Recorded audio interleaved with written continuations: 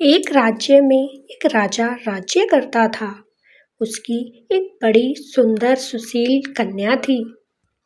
उसी राज्य में राजू भी रहता था।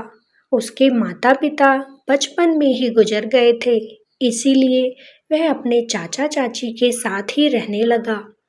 चाचा तो राजू को बड़ा प्रेम करते थे, लेकिन चाची उससे सौतेला बर्ताव ही करती थी।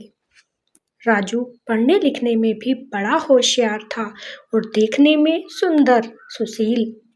एक बार वह आलू और प्याज बेच रहा था कि तभी राजा का नौकर उसके पास सब्जी लेने आया और बोला, अरे भाई, आलू कैसे दिए हैं? तब उसने कहा कि भाई, 20 रुपए के 1 किलो आलू हैं, तुम ले लो। तब राजा के नौकर ने कहा कि भाई 4 किलो दे दो, और उसने 100 का नोट राजू को दे दिया। जब वह वहां से चला गया तो राजू ने देखा, अरे मेरे पास तो उसके 20 रुपए रह गए, ये तो धोखा हो गया। तो वह उन 20 रुपयों को लेकर राजा के राज्य में पहुंचा। राजमहल में अंदर जाकर उसने आवाज लगाई। उस वक्त राजा वहां पर नहीं था। राजा की बेटी उस वक्त राजमहल में अकेली थी, इसीलिए वह राजू से मिली और बोली, क्या बात है, तुम्हें किससे मिलना है? तब राजू बोला कि राजकुमारी, आपके 20 रुपए हमारे पास रह गए थे। आपका नौकर आज सब्जी लेकर आया था तो 20 रुपए फालतू देकर आ गया। ये देखकर राजकुमारी को उस लड़के से प्यार हो गया, क्योंकि वह बहुत ईमानदार और सुंदर था।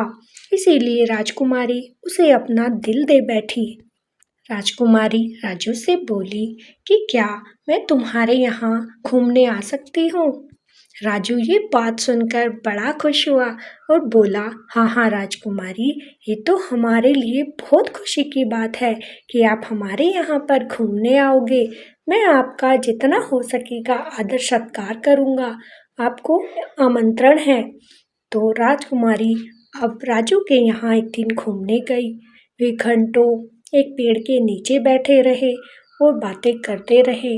मौसम भी बड़ा सुहावना था। दोनों को एक दूसरे से प्यार होने लगा। अब तो रोज की बात हो गई। राजकुमारी राजू से मिलने उसके घर पर आती और उस पेड़ के नीचे घंटों बातें करती और फिर अपने राज्य को वापस चली जाती।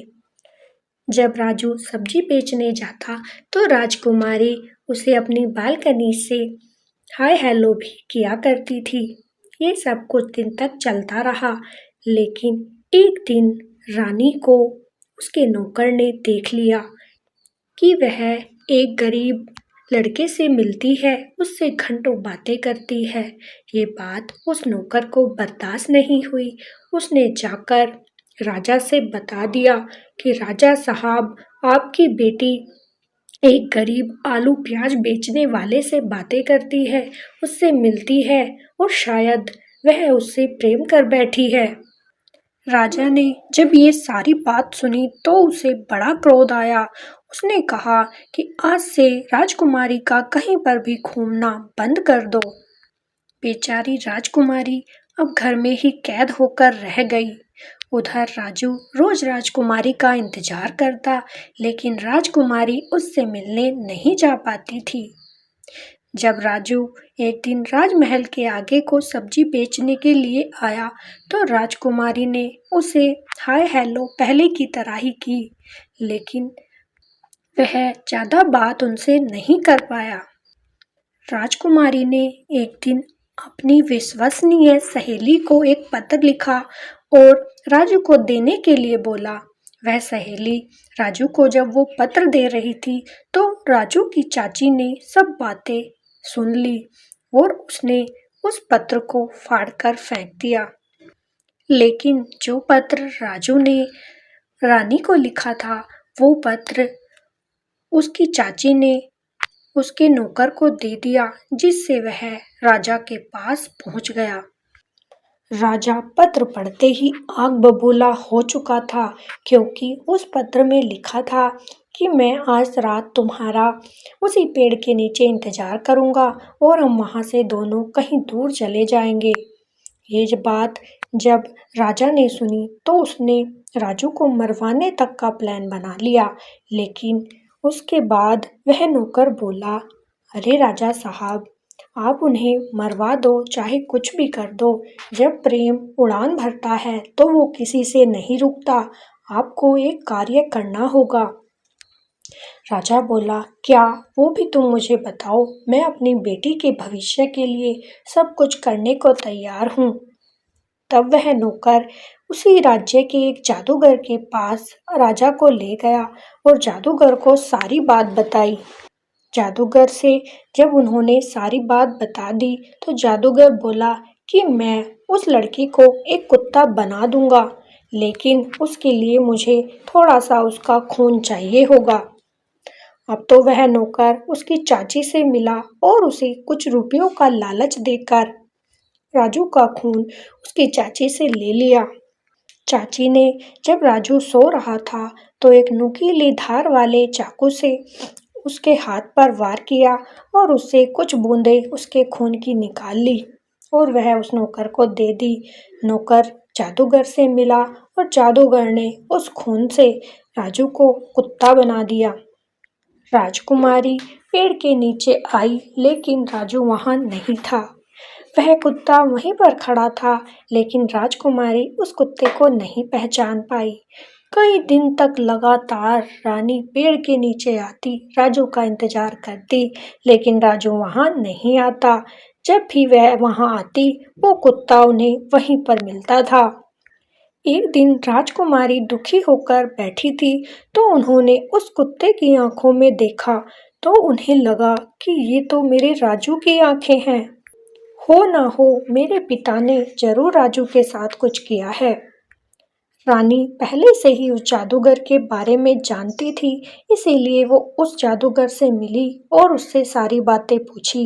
तो जादूगर बोला कि हाँ, मैंने राजू को कुत्ता बना दिया है क्योंकि वह तुमसे विवाह करना चाहता था। राजकुमारी रोने लगी और बोली कि जादूगर, मैं उसके बिना एक पल नहीं रह पाऊंगी। अगर मुझे ये जीवन भी दांव पर लगाना पड़े तो मैं लगा दूंगी।